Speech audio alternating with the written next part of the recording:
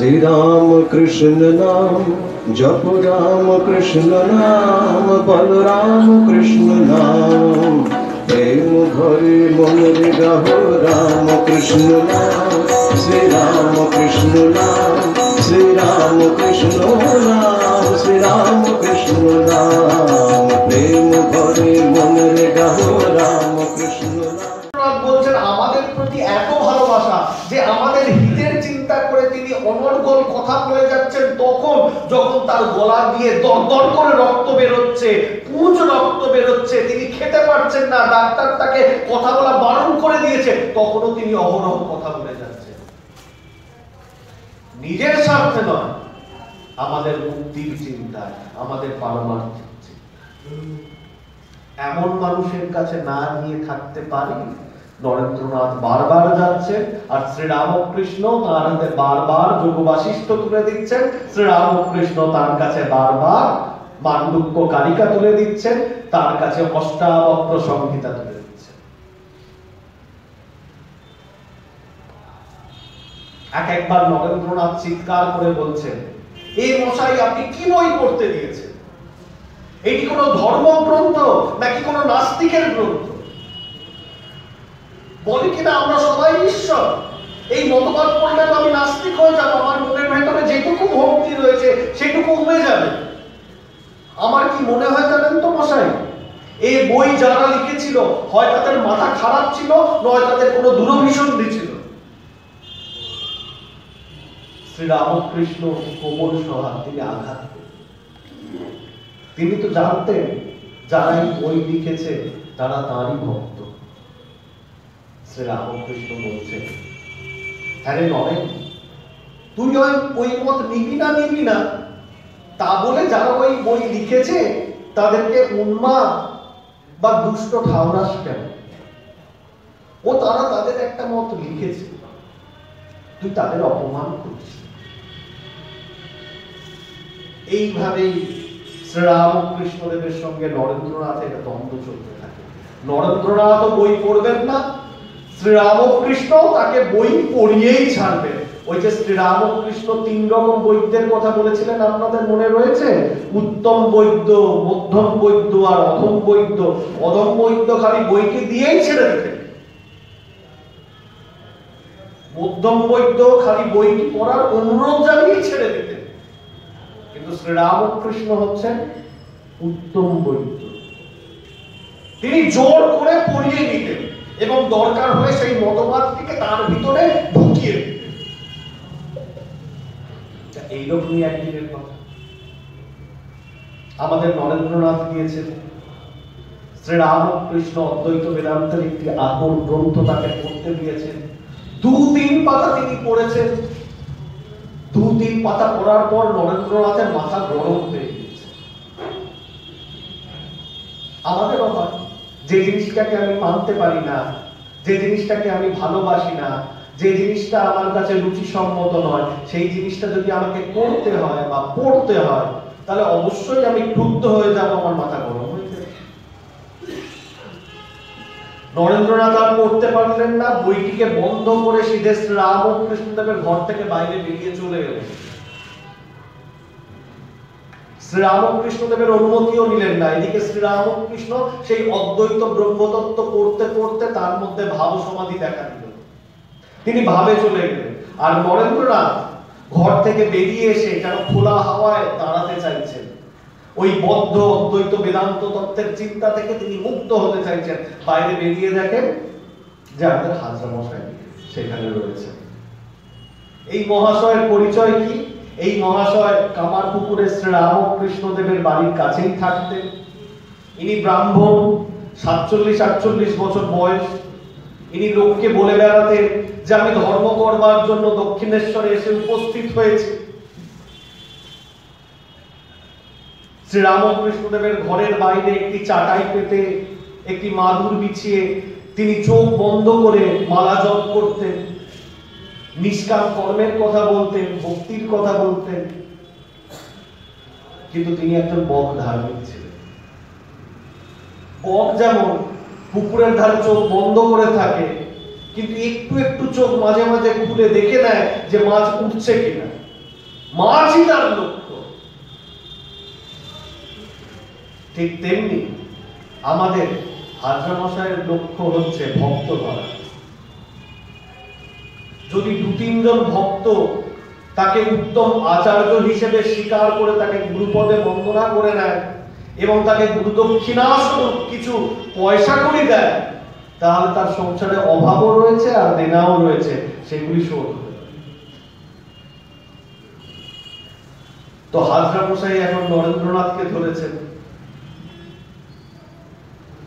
নরেন্দ্রনাথের সঙ্গে তার খুব ভাব। শ্রীরামকৃষ্ণ বলেন দুজনের ফ্রেন্ড, মানে ফ্রেন্ড, বন্ধু।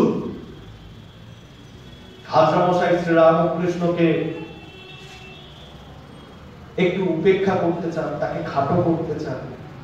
অন্যকে খাটো করলে তবে নিজের সম্মান বৃদ্ধি পাবে, এটাই তার মতামত। তা হাজরা মশাইয়ের কাছে আমাদের নরেন্দ্রনাথ গিয়ে উপস্থিত হচ্ছে। হাজরা মশাই তখন তামাক প্রস্তুতে ব্যস্ত। নরেন্দ্রনাথ সম্বন্ধে আমাদের একটা বিখ্যাত মন্তব্য নিরঞ্জনানন্দজি বলেছেন, তোদের গোষ্ঠীটাই হচ্ছে নিকোটিনের গোষ্ঠী, মানে তামাকের গোষ্ঠী। তো নরেন্দ্রনাথ ও তামাক না খেয়ে থাকতে পারেন কি করে? নরেন্দ্রনাথের জন্য তামাক সাজা হচ্ছে। ওই তামাক খেতে খেতে নরেন্দ্রনাথ হাজরা মশাইকে বলছেন, শুনেছেন মশাই ওই ভিতরের মানুষটি কি বলেছেন, অর্থাৎ পরমহংসদেব। বলে কি বলেছে? বলে সব নাকি ঈশ্বর, আমি ঈশ্বর, আপনি ঈশ্বর, মায়ের এই ঘটিটা বাটিটা পর্যন্ত ঈশ্বর। এরকম পাগলের মতো অবাস্তব কথা কিছু হতে পারে? বলে দুজনে হাসছে। শ্রীরামকৃষ্ণ সেই হাসির শব্দ ভিতর থেকে শুনতে পাচ্ছেন এবং শুনতে পেয়ে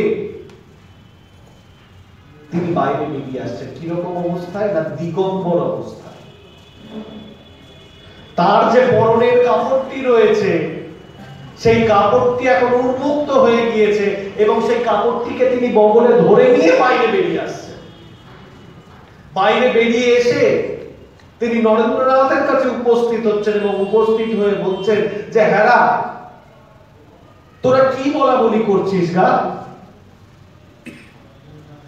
নরেন্দ্রনাথ সতর্ক, কিন্তু তার যাবতীয় সতর্কতার মধ্যেও শ্রীরামকৃষ্ণ নরেন্দ্রনাথের অঙ্গ স্পর্শ করে দিচ্ছে।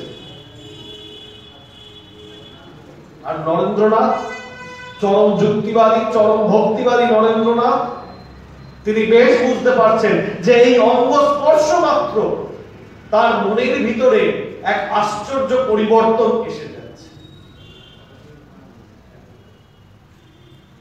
ধীরে ধীরে তার চারপাশটা যেন পরিবর্তিত হয়ে যাচ্ছে। তার চারপাশে যা কিছু ছিল তাই রয়েছে। গাছটা গাছ, ঘরটা ঘর, পাখিটা পাখি, এই নিষ্প্রাণ মাটিটা মাটি, তাই রয়েছে। কিন্তু মুহূর্তের মধ্যে সবকিছুর মধ্যে যেন তিনি ঈশ্বরকে উপলব্ধি করতে পারছেন, সবকিছুকে যেন তিনি চৈতন্যময় দেখছেন। ওই গাছটা, যে গাছটার পাতা ঝরে গিয়েছে, যে গাছটা মরে গিয়েছে, যে গাছটা নিষ্প্রাণ হয়ে গিয়েছে, হঠাৎ করে তার কাছে চৈতন্যময় হয়ে গিয়েছে। ওই বাড়িটা, যে বাড়িটা কয়েকটা কাঠ আর মাটি দিয়ে তৈরি, সেটাও চৈতন্যময় হয়ে গিয়েছে। ওই পাখিটা যে তির্যক জনিত প্রাপ্ত, যে মানুষও নয়, যে ঈশ্বরকে কল্পনাও করতে পারে না, তার মধ্যে তিনি ঈশ্বরকে দেখছেন। একটু আগে তিনি ব্যঙ্গ করছিলেন যে ঘটিটা বাটিটাকে উনি ঈশ্বর বলছেন। আজকে নরেন্দ্রনাথ ঘটি বাটি তো দূরের কথা, অনুপরমাণুর মধ্যে তিনি ঈশ্বরের সন্ধান পাচ্ছেন। তিনি অবাক হয়ে দেখছেন আর ভাবছেন, এ কি বাস্তব না এই কোনো ম্যাজিক?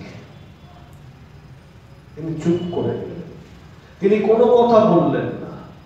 তিনি শ্রীরামকৃষ্ণের কাছে নিজের দর্শনের কথা বিন্দু মাত্র ব্যক্ত করলেন না এবং প্রতীক্ষা করতে লাগলেন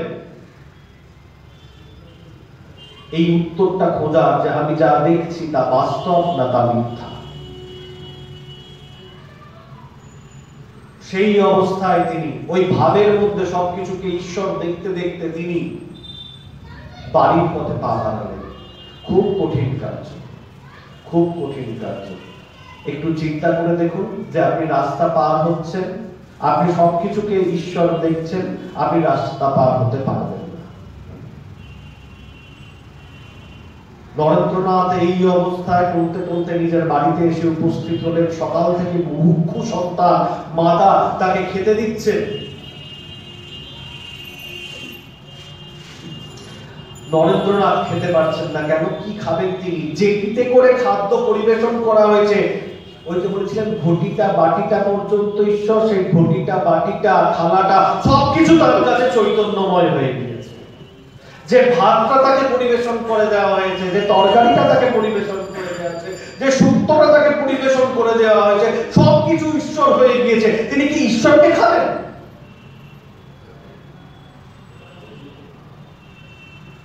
তবু দেহ টিকিয়ে রাখতে হবে। তিনি খাচ্ছেন, কিন্তু কিছুক্ষণ খাওয়ার পরই তিনি হতভম্ব হয়ে বসে পড়ছেন। নরেন্দ্রনাথ কলেজে যাচ্ছেন, কলেজে যাওয়ার ইচ্ছা নেই। কলেজে গিয়ে তিনি পাঠ শুনতে পারছেন না, পড়া শুনতে পারছেন না, কারণ চারিদিকে তিনি খালি ঈশ্বর ঈশ্বর আর ঈশ্বরই দেখছেন। কলেজ থেকে ফিরছেন, ট্রাম গাড়ি তার সামনে পড়ে যাচ্ছে।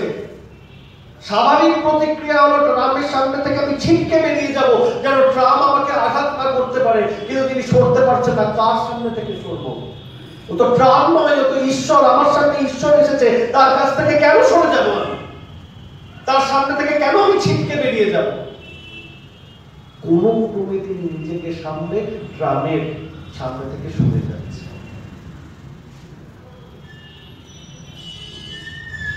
বলছে কোনো দিন এমন খেতে শুরু করতাম যে নিজের মাত্রা আমি হারিয়ে ফেলতাম এবং গোগ্রাসে অতিরিক্ত খাদ্য খেয়ে ফেলতাম।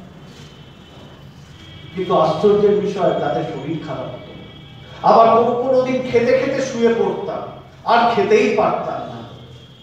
আর আমার মা ভাবতেন যে আমার ছেলেটি নিশ্চয়ই ভারী কোনো একটি ব্যায়াম হয়েছে। এই অবস্থা কখন হয়? শ্রীরামকৃষ্ণ কথামৃতয় বারবার বলেছেন যে যদি কারোর ব্রহ্মজ্ঞান লাভ হয়ে গিয়ে থাকে, যদি কেউ সর্বভূতে ব্রহ্ম দর্শন করতে পারে, তাহলে সে বড়জোর পৃথিবীতে আর 21 দিন থাকে, তার বেশি আর থাকার ক্ষমতা থাকে না। কারণ তার সমস্ত জীবনী শক্তি শেষ হয়ে যায়। তার কাছে জন্ম আর মৃত্যুর পার্থক্য ঘুচে যায়। তার কাছে খিদে আর খিদে না থাকার পার্থক্য ঘুচে যায়। তার কাছে প্রশ্বাস নিঃশ্বাসের পার্থক্য ঘুচে যায়। সবকিছু সে চৈতন্যময় দেখে। নরেন্দ্রনাথের সেই অবস্থায় সে উপস্থিত হয়েছে। 21 দিন, খুব বেশি হলে 21 দিন তিনি থাকেন। মাঝে মাঝে নরেন্দ্রনাথের এই ভাব কমে, তখন মনে হয় যে তিনি যেন স্বপ্ন দেখছেন, স্বপ্ন। তা না হলে এইভাবে সর্বভূতে তিনি চৈতন্য দেখতেন না। মাঝে মাঝে তিনি গ্রিলে গিয়ে, এই হেদুয়ার গ্রিলে গিয়ে তিনি মাথা ঠোকেন এবং মাথা ঠুকে বোঝার চেষ্টা করেন যে এই গ্রিলটাও কি ঈশ্বর, আমিও কি ঈশ্বর, গ্রিলের আঘাতে কি আমি আহত হচ্ছি না? না, দেহবোধ হারিয়ে গেছে, তিনি আর আহত হচ্ছেন না। 21 দিন, বড়জোর 21 দিন নরেন্দ্রনাথ বাঁচবেন, তার আর বিবেকানন্দ হওয়া হবে না। কিন্তু নরেন্দ্রনাথকে তো হারালে চলবে না। শ্রীরামকৃষ্ণ তার ওই ভাবটিকে ধীরে ধীরে কমিয়ে দিলেন। নরেন্দ্রনাথ ধীরে ধীরে আবার একটা রক্ত মাংসের মানুষে পরিণত হলেন। চারিদিক আবার তার কাছে স্বাভাবিক হয়ে গেল। চারিদিক তার কাছে আবার পার্থিব হয়ে গেল, আর অপার্থিব রইল না। কিন্তু তিনি মনে মনে স্বীকার করলেন, দক্ষিণেশ্বরের ওই গোড়ারায় তাকে দেখিয়ে দিয়েছেন যে অদ্বৈত তত্ত্বই হচ্ছে সর্বশ্রেষ্ঠ তত্ত্ব, এবং পৃথিবীতে যা কিছু রয়েছে তা সেই চৈতন্য ব্যতি রেখে আর কিছু নয়। কিন্তু আমাদের কাছে প্রশ্ন একটাই, কেন শ্রীরামকৃষ্ণ নরেন্দ্রনাথকে এই অদ্বৈত তত্ত্ব সম্বন্ধে পরিচয় করিয়ে দিলেন? চৈতন্যদেব তো শরৎ দামোদরকে অদ্বৈত তত্ত্ব শেখাননি, চৈতন্যদেব তো জগন হরিদাসকে অদ্বৈত তত্ত্ব শেখাননি। শ্রীরামকৃষ্ণ কেন নরেন্দ্রনাথকে অদ্বৈত তত্ত্ব শেখাচ্ছেন? কেন শেখাচ্ছেন? কারণ অদ্বৈত তত্ত্ব যদি নরেন্দ্রনাথ না শেখেন তাহলে তিনি স্বার্থপর হয়ে যাবেন। কেন স্বার্থপর হয়ে যাবেন? না, তিনি কেবলমাত্র নিজের মুক্তির কথা চিন্তা করবেন। নরেন্দ্রনাথ যদি অদ্বৈত তত্ত্বকে রিয়েলাইজ করতে পারেন, যদি নরেন্দ্রনাথ অদ্বৈত তত্ত্বকে বাস্তবিকই অনুভব করতে পারেন, তাহলে তিনি বুঝবেন যে তিনি পৃথিবীতে একা নন।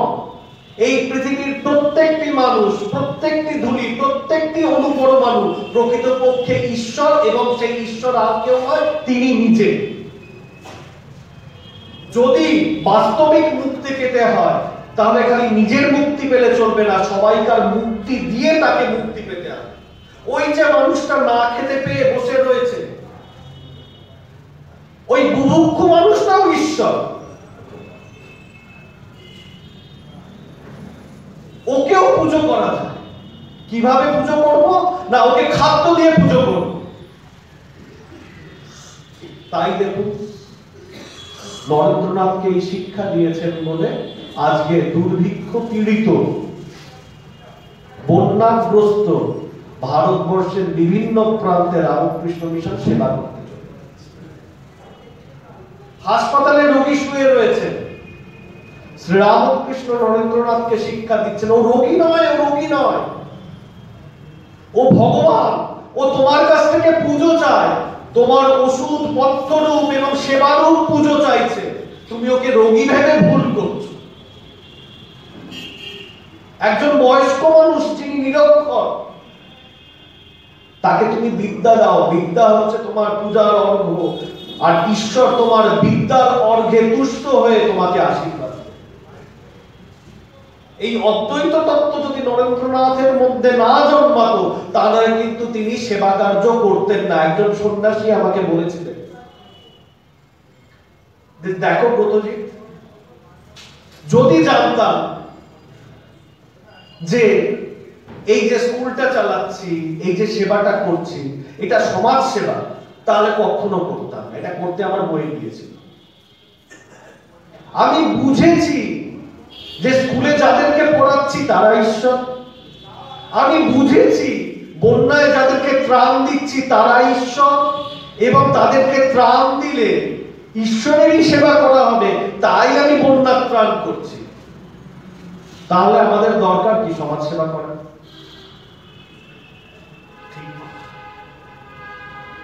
নরেন্দ্রনাথকে তিনি সর্বভূতে ঈশ্বর দেখাতে চেয়েছিলেন, তাহলে তো নরেন্দ্রনাথ এই ঈশ্বরের পূজা করতেন না।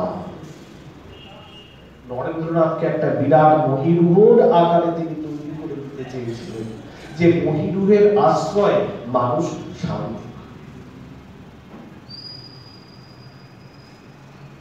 কিন্তু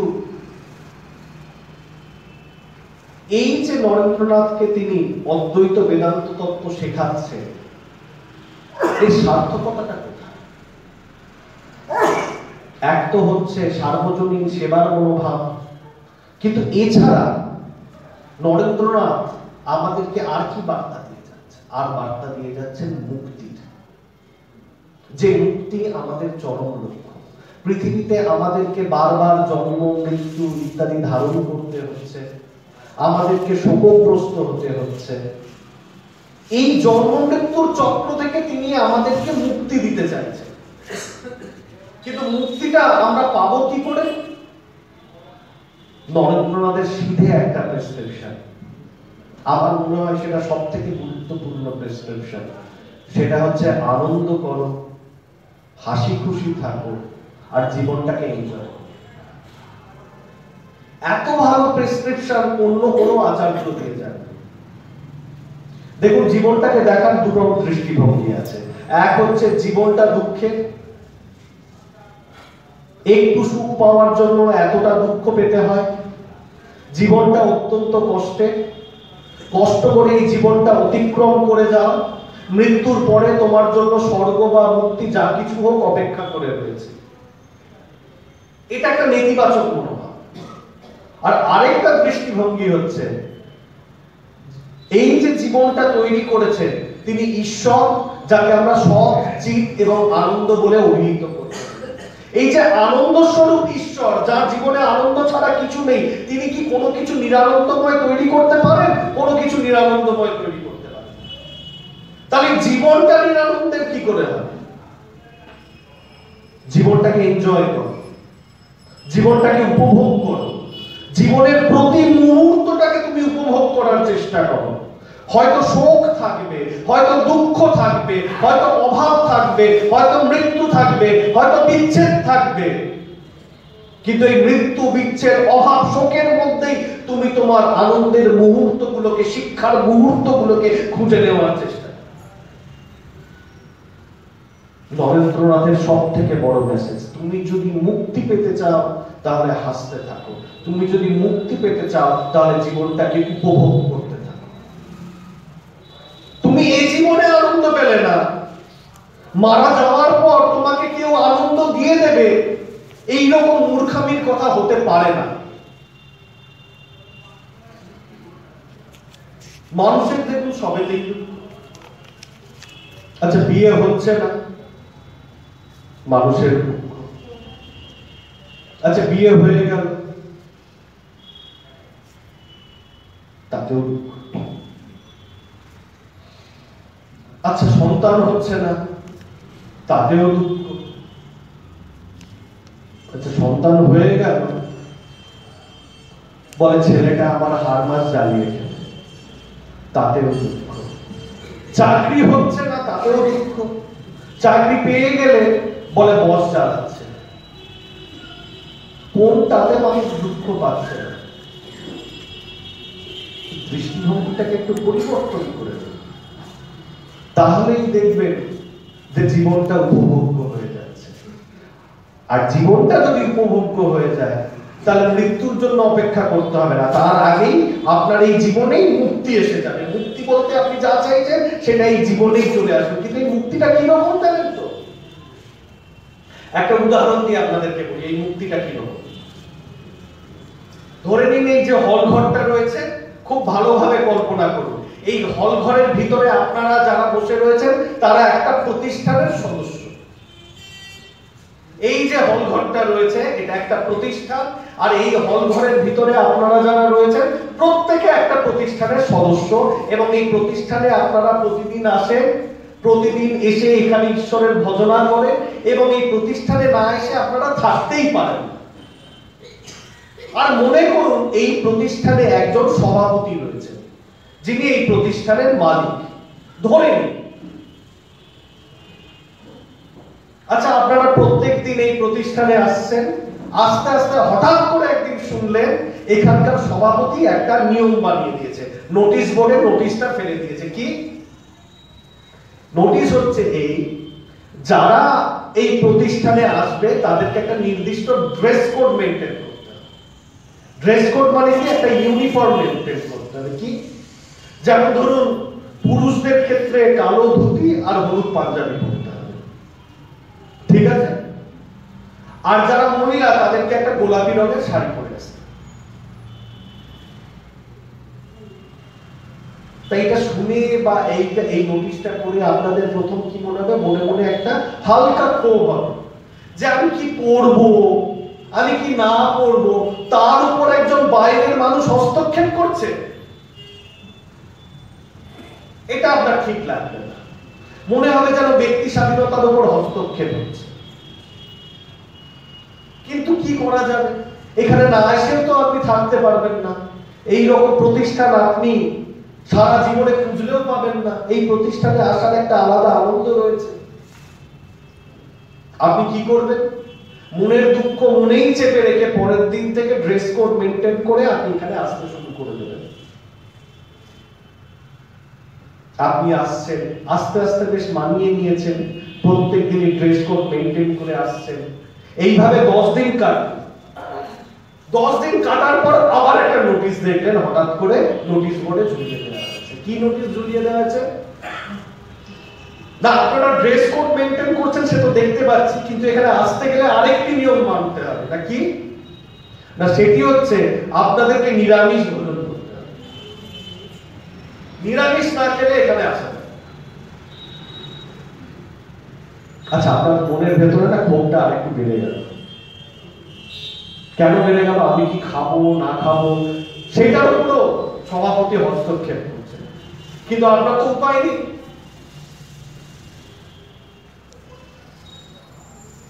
এখানে না এসে আপনি থাকতে পারছেন না, এটা নেশার মতো হয়ে গিয়েছে। তো আপনি কি করবেন? মনের এই দুঃখটা, মনের এই ক্ষোভটা চেপে আপনি নিরামিষ খেয়ে হলেও আসতে চাইছেন।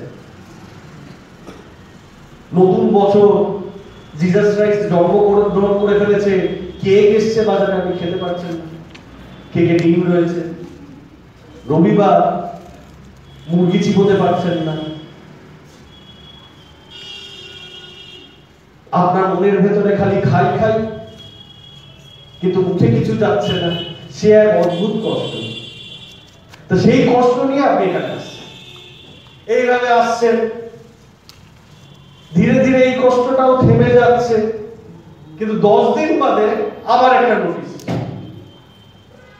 আচ্ছা, কি নোটিশ চাপলো 10 দিন বাদে? 10 দিন বাদে এই নোটিশ চাপলো যে আপনারা এখানে আসছেন, ড্রেসটা তো দেখতে পাচ্ছি আমার আদেশ মতো করেছেন, আপনাদের মুখের গন্ধ শুকে বুঝতে পারছি আপনারা নিরামিষ খাচ্ছেন, কিন্তু আরো একটা নিয়ম মানতে হবে। কি? এখানে এসে যে আপনি ঠাকুর মা স্বামীজির জয়গান করে বেরোচ্ছেন, যখন সভা শেষ হয়ে যাচ্ছে ঠাকুর মা স্বামীজির জয়গান করে আপনি বেরিয়ে যাচ্ছেন, তো বেরোনোর সময় ঠাকুর মা স্বামীজির জয়গান গাওয়ার সঙ্গে সঙ্গে আমার, অর্থাৎ এই সভাপতিরও জয়গান গিয়ে আপনি বেরোবেন।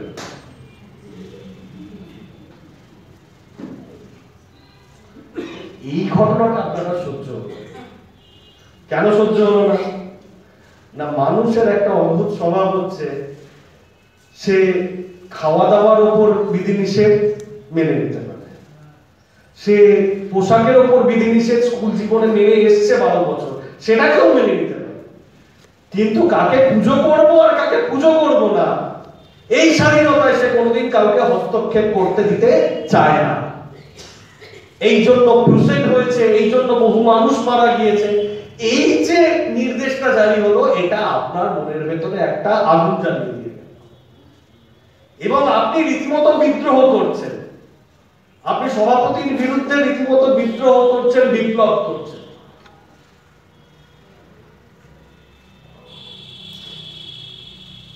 কিন্তু খেয়াল করে দেখুন, আপনি কেন বিদ্রোহ করছেন? আপনি বিদ্রোহ করছেন যে কেউ আপনার উপর কিছু বিধিনিষেধ চাপিয়ে দিয়েছে, সেই জন্য, তাই না? এই বিধিনিষেধ চাপানোর ফলে আপনার মনে হচ্ছে যে আপনার স্বাধীনতা চলে গিয়েছে, আপনাকে কেউ জোর করে এখানে বেঁধে কিছু নিয়ম পালন করিয়ে দিচ্ছে। আপনার পোশাক পরিচ্ছদ, আপনার খাওয়া দাওয়া, আপনার ধর্মাচরণের উপর কেউ হস্তক্ষেপ করছে, কিন্তু ধরে নিন এই হস্তক্ষেপগুলো কেউ করেনি। আপনারা বিবেকানন্দ সোসাইটিতে যে যার মতো জামা কাপড় পরে এসেছেন, যে যার মতো খেয়ে দিয়ে এসেছেন। আপনি এখানে এসে রামকৃষ্ণদেবকে না পুজো করে জগন্নাথকেও পুজো করতে পারেন, কেউ আপনাকে আটকাবে না। আপনি নাস্তিকও হতে পারেন। কেবলমাত্র বিবেকানন্দের ওই দুটি অপূর্ব চোখ, যে চোখ থেকে প্রেমে পড়ে যাওয়া যায়, সেই চোখ দুটো দেখবার জন্য আপনি এসেছেন, কিন্তু তাকে মানেন না, এই জন্যও হতে পারে। আপনাকে কেউ আটকাবে না, আপনি স্বাধীন। কিন্তু আপনি একটু ভেবে বলুন তো, যে আপনি বাহ্যিক দিক দিয়ে, শারীরিক দিক দিয়ে স্বাধীন, কিন্তু আসলে কি আপনি স্বাধীন?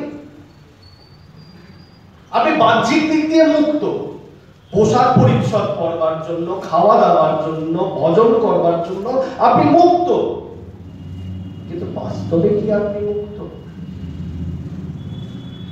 না, বাস্তবে আপনি মুক্ত নন। কেন? মুক্ত তখনই আপনি হবেন যখন আপনার মনটাও মুক্ত হবে। শ্রী রামকৃষ্ণ বলছেন, মনেতেই বদ্ধ, মনেতেই মুক্ত। শ্রী রামকৃষ্ণ বলছেন, আপনি কি করছেন, কোথায় রয়েছেন, ঈশ্বর দেখেন না। আপনি কি ভাবছেন আর কি ভেবে কাজটি করছেন, সেইটি ঈশ্বর দেখেন। আপনি একটু ভেবে বলুন যে আপনার মনটি মুক্ত কিনা। আমি বলছি আপনার মন মুক্ত নয়। কেন? মন যদি মুক্ত হতো, মনের উপর যদি আপনার নিয়ন্ত্রণ থাকতো, আপনি তো কোনোদিন দুঃখী হওয়ার চেষ্টা করতেন না, সবসময় আপনি সুখে থাকার চেষ্টা করতেন। কিন্তু আপনার মন কি সবসময় সুখে রয়েছে? নেই। আপনার মন যদি মুক্ত হতো, আপনার মনের উপর যদি আপনার নিয়ন্ত্রণ থাকতো, তাহলে ইচ্ছা করলে পাখার রেগুলেটরটাকে বাড়িয়ে দিয়ে যেমন 5 পয়েন্টে জোরে পাখাটাকে চালানো যায়, সেই রকম ভাবে আপনি আপনার সুখের মাত্রাটাকে যখন তখন খুশি 5 পয়েন্টে চালিয়ে দিতে পারতেন, অত্যন্ত সুখী হয়ে যেতে পারতেন। কিন্তু আপনি পারছেন না। কেন পারছেন না? কারণ মনটা তো আর আপনার কাছে নেই। মনটা কোথায় তাহলে পড়ে রয়েছে? মনটা আপনি বন্ধক দিয়ে দিয়েছেন অন্যের কাছে। কোথায় বন্ধক দিয়েছি? না 35% বন্ধক দিয়েছি আমার স্ত্রীর কাছে, 35% বন্ধক দিয়েছি আমার পুত্রের কাছে, 15% বন্ধক দিয়েছি আমার বাবা মায়ের কাছে, 15% বন্ধক দিয়েছি আমার অফিসের বসের কাছে, হয়তো বা কিছুটা একটা ক্রিকেট টিমের কাছেও বন্ধক দিয়ে দিয়েছি। ভাবছেন কোথায় বন্ধক দিয়েছেন? আমি বলছি আপনাকে শুনুন। আপনি সুখী হবেন কি হবেন না তা নির্ভর করছে আপনার স্ত্রীর উপর বা অথবা স্বামীর উপর। আপনি যদি পুরুষ হন তাহলে আশা করবেন আপনার স্ত্রী আপনার কথা শুনে চলছে। আপনি যদি পুরুষ হন তাহলে আপনি আশা করবেন যে মাসের শেষে আপনার স্ত্রীকে যে টাকাটা হাতে তুলে দিচ্ছেন তার মধ্যে সে ভালোভাবে সংসার চালিয়ে দিচ্ছে, উপরন্তু কিছু বাঁচিয়েও দিচ্ছে। আপনি যদি পুরুষ হন আপনি আশা করবেন যে সকালবেলা ঠিক সময় আপনার স্ত্রী আপনাকে ব্রেকফাস্ট করে দিচ্ছে। আপনি যদি পুরুষ হন তাহলে আপনি আশা করবেন যে আপনার ছেলেকে ঠিক মতো লেখাপড়া করিয়ে দিচ্ছে।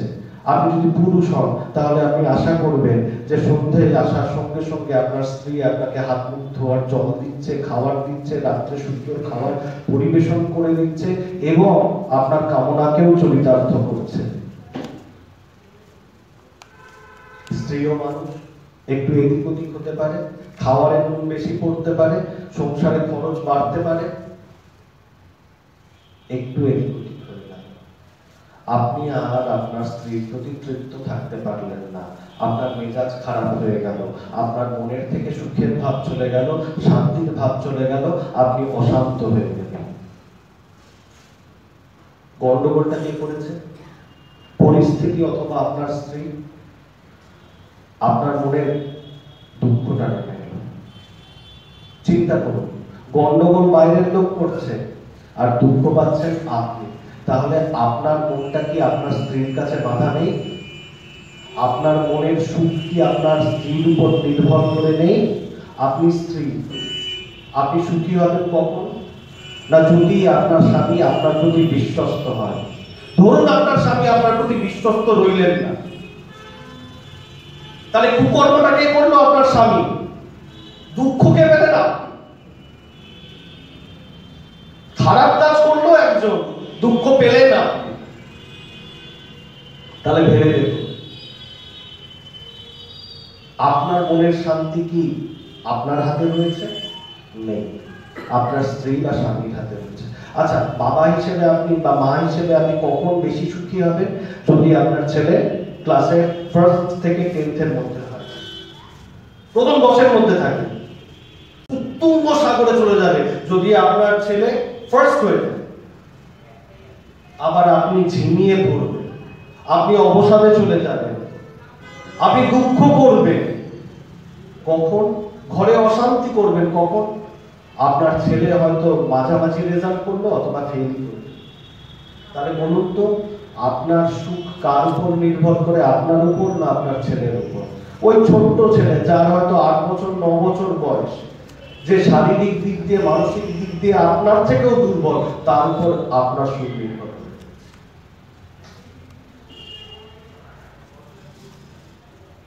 অফিসের বস প্রমোশন দিল তো আপনি সুখী? অফিসের বস আপনাকে ডিমোশন দিল তো আপনি দুঃখী? আপনার হাতে আপনার মন রয়েছে? তাহলে নেই। কোথায় রয়েছে? আপনার অফিসের বসের হাতে। আপনি পিতামাতাকে সেবা করছেন, পিতামাতা মারা যাওয়ার আগে উইলে সমস্ত সম্পত্তি আপনার নামে লিখে দিয়ে গেল, আপনি সুখী। আপনাকে ত্যায্য পুত্র করলো, আপনার মতো দুঃখী এই পৃথিবীতে কেউ। আচ্ছা, আপনার সঙ্গে রক্তেরও সম্পর্ক নেই, আপনার সঙ্গে কোনোভাবে যোগাযোগ নেই, একটা ক্রিকেট টিম, তার সঙ্গে আপনি আপনার মনটাকে জুড়ে দিয়েছেন। সে জিতলো তো আপনি আনন্দিত, সে হারলো তো খাওয়া দাওয়া করুন। বলুন, আপনার মন আপনার হাতে আছে? আপনার মন তাহলে পরাধীন।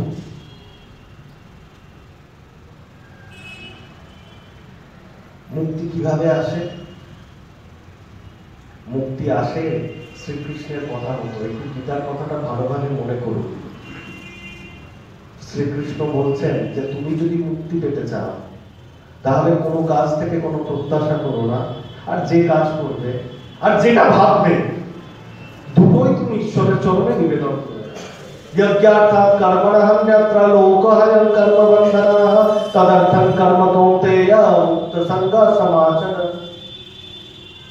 তুমি যোগ্য বুদ্ধিতে কাজ করো। যোগ্য বুদ্ধিতে কাজ করো মানে তুমি ঈশ্বরের প্রত্যর্থে কাজ করো, এবং যা কাজ করবে তা অবশ্যই ঈশ্বরে নিবেদন করে দেবে। আপনি এখানে যে ভালো কথাগুলো শুনছেন সেটাও ঈশ্বরে নিবেদন করুন। আমি যদি কিছু ভালো বা খারাপ বলে থাকি সেটাও ঈশ্বরে নিবেদন করে দিয়ে যান। তাহলে আমার পাপ পুণ্য কোনোটাই হবে না, আমার মুক্তি এসে যাবে। তাহলে মুক্তি মানে হচ্ছে আমি যা করব সেটা ঈশ্বরের চরণে নিবেদন করব। এটাই তো মুক্তি, এটাই মুক্তি পাওয়ার একটা উপায়। আচ্ছা, আপনি আপনার শরীরটা ঈশ্বরের চরণে দিয়ে দিলেন, কিন্তু মনটাকে কি করে দেবেন ঈশ্বরের চরণে? কারণ মনটা তো এক্ষুনি আমি বললাম আপনার নয়। মনটা 35% আপনার স্ত্রী, মনটা 35% আপনার পুত্রের, 10% আপনার অফিসের বসের, 15% আপনার বাবা মা, 5% একটা ক্রিকেট টিম। যে মনটা আপনারই নয় সেই মনটাকে আপনি ঈশ্বরের চরণে দেবেন কি করে? আমার মুখে বড় বড় কথা বলছেন যে আমি আমার কায় মন বাক্য সব ঈশ্বরে নিবেদন করে দিচ্ছি। হয় না। স্বামীজি এই জন্য প্রথম কথাই বলছে যে নিজের জন্য বাঁচো।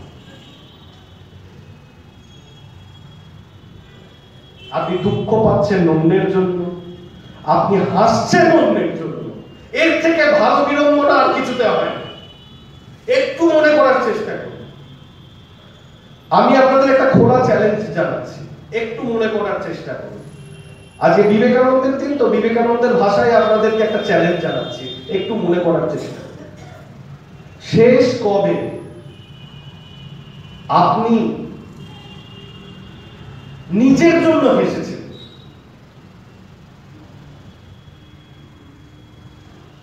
প্রশ্নটা অদ্ভুত লাগছে। আপনি তো বলবেন হ্যাঁ হেসেছি, এই মাত্র হাসলাম। না, আপনি হয়তো আমার কথা শুনে হেসেছেন। কেন আমি গতকাল হেসেছি? না, আপনার স্ত্রী ভালো রান্না করেছিলেন সেটা খেয়ে আপনি হেসেছেন। কেন আমি তো গত পরশু হেসেছি? না, আপনার ছেলে ভালো রেজাল্ট করেছে সেই জন্য আপনি হেসেছেন। আমার প্রশ্নটা খুব সহজ, খুব সরল, খুব সাদাসিধে। আপনি শেষ কবে নিজের জন্য হেসেছেন?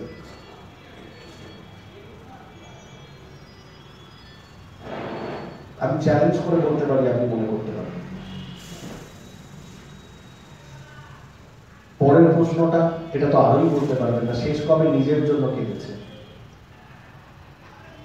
মনে করতে পারবেন না, একদম মনে করতে পারবেন না। স্বামী বিবেকানন্দ এই কথাটাই বলছেন। কি বলছেন জানেন? তার বিখ্যাত একটা বাণী, যেটা আমি প্রত্যেক দিন মনে করার চেষ্টা করি, যে তুমি প্রত্যেক দিন কত লোকের সঙ্গে কথা বলো, বলো প্রচুর লোকের সঙ্গে কথা বলো, আড্ডা মারো, সবকিছু করো, কিন্তু দিনের শেষে 5টা মিনিট তুমি সময় বার করো নিজের সঙ্গে নিজে কথা বলবার জন্য। যদি কথা না বলো তাহলে তুমি একজন ইন্টারেস্টিং মানুষের সঙ্গে সংলাপ হারাবে। নিজের সঙ্গে নিজে একটু কথা বলার চেষ্টা করো। নিজের অভাব, নিজের দুঃখ, নিজের বাঁধন, নিজের মুক্তির কথা একটু চিন্তা করার চেষ্টা করো। আমাদের কিসের দরকার? আমাদের কিচ্ছু দরকার নেই, কিন্তু আমরা সেই দরকারটাকে তৈরি করছি। আপনাদের মধ্যে যে কোনো একজনকে আমি আজকে খোলা চ্যালেঞ্জ জানাচ্ছি, দ্বিতীয়বারের জন্য খুব পরিষ্কার চ্যালেঞ্জ, আপনাদের মধ্যে সেই ব্যক্তিকে কাল থেকে এখানে বসে থাকতে হবে সারাদিন। আপনি বলবেন আমি তো বুঝতে পারবো না, আমার আয় উপার্জন কি করে হবে, খাবো কি করে। আমি বলবো যে আপনার 4 বেলার খাওয়ার 6 বেলার খাওয়ার আমি দিচ্ছি, আপনি খালি ওখানে বসে থাকবেন আর এই যে বিবেকানন্দজি রয়েছে তার দিকে তাকিয়ে প্রসন্ন মনে হাসতে থাকবেন যে হে ভগবান, আপনি আমাকে এই জীবনটি দিয়েছেন, এই জীবনের খাওয়া পড়া আপনি জুটিয়ে যাচ্ছেন, সেই জন্য আমি আপনার কাছে কৃতজ্ঞ। আপনি খালি বসে থাকুন আর হাসুন, লোকে আসবে, আপনার ওই প্রসন্ন আনন্দ দেখে তার মুখে ছোঁয়াচ লাগবে, তারাও আনন্দে হাসতে থাকবে। বলুন আপনি পারবেন? আপনি অমনি একটা অজুহাত তৈরি করবেন, না না খাওয়া হয়ে গেল, পড়ার ব্যাপারটা কি হবে? আমি বলবো শ্রীরামকৃষ্ণদেরকে দক্ষিণেশ্বরের কালী মন্দির 2.5 সেট কাপড় দিত, আমি আপনাকে 6 সেট কাপড় দেব বছর। তাহলে আপনার খাওয়ারও চিন্তা নেই, পড়ারও চিন্তা নেই। আপনি খালি শ্রীরামকৃষ্ণদেবের দিকে অথবা বিবেকানন্দের দিকে তাকিয়ে থাকুন আর আপনি আরেকটা ফিকির বার করবেন, অন্ন হয়ে গেল, বস্ত্র হয়ে গেল, বাসস্থান কেন এই তো আছে, এত বড় ঘর, থাকুন দিনরাত। আমি আপনাকে অন্ন দিচ্ছি, বস্ত্র দিচ্ছি, বাসস্থান দিচ্ছি, চিকিৎসার খরচ দিচ্ছি, ওষুধ দিচ্ছি, সবকিছু দিচ্ছি, খালি আপনি বসবেন আর বিবেকানন্দের দিকে তাকাবেন আর আপনি হাসবেন। আপনার সমস্ত দায়িত্ব তো আমার। কে রাজি আছে?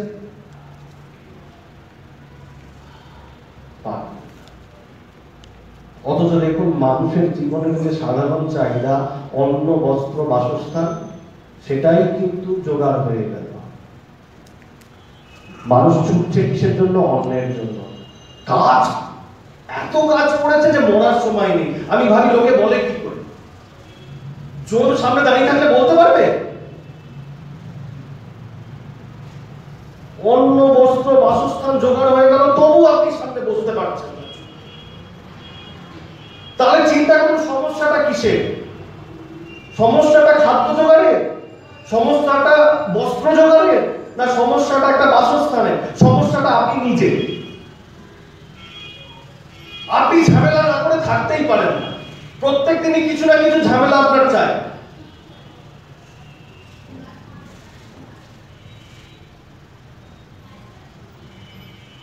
অন্ন, বস্ত্র, বাসস্থান জোগাড়ের নামে আপনি নিজের সঙ্গে নিজে প্রতারণা করছেন। এটা বুঝতে হবে, এটা জানতে হবে। যা কিছু আমার রয়েছে তিনি কৃপা করে দিয়েছে। যদি মুক্তি লাভ করতে হয় মনটাকে একদম ঝাড়া হাত পা করে দিন। 2 সেকেন্ডের জন্য খালি চিন্তা করার চেষ্টা করুন উপরের দিকে সাম্ভবী মুদ্রা, যে আমি মুক্ত, আমি কারোর উপর নির্ভর করে নেই, কেউ আমার উপর নির্ভর করে নেই। কোনদিন যদি সময় থাকে সেই সাম্ভবী মুদ্রাটা দেখিয়ে দেবো। আপনার মন মুক্ত হওয়ার দিকে এগিয়ে যাবে। যা কিছু আছে কোনো কিছু আমার নয়, কোনো কিছু আমার নয়, সব চলে যাবে। তার কিসের মাধ্যমে, কিসের জন্য এত হাসি দুঃখের খেলা? একটা গান দিয়ে শেষ করছি, অর্পণের গান, শুদ্ধ মনকে অর্পণের গান, নিজের তিক্ত বৈভব দুঃখ যাতনাকে অর্পণের গান। এই গানটাকে গুনগুন করতে করতে ফিরুন, দেখুন না, খালি একটু হাসুন, একটু হাসুন। অন্যের দুঃখ, অন্যের যন্ত্রণা, অন্যের ভালোবাসা সবকিছুর থেকে নিজেকে নিরাসক্ত করে নিন, দিয়ে একটু হাসুন। জীবনের নাম দুঃখ বয়ে বেড়ানো নয়, জীবনের নাম এক্সপানশন, জীবনের নাম প্রসারণ, জীবনের নাম জীবনকে উপভোগ করা। যদি উপভোগই না করেন তার জীবন থেকে লাভ কি? উপভোগ, মুক্তি আসবে। এই আশা সহ আজকের পাঠের বিশ্রাম দিলাম। ত্রুটি থাকলে আশা করি ক্ষমা করবেন। চরণের কাছে যাহা কিছু সব আছে আছে আছে, নাই নাই ভয়, সে শুধু আমারই। নিশিদিন কাঁদি তাই। হে পূর্ণতম চরণের কাছে যাহা কিছু সব আছে আছে আছে, নাই নাই ভয়, সে শুধু আমারি নিশিদিন কাঁদি তাই। অন্তর গ্লানি সংসার ভার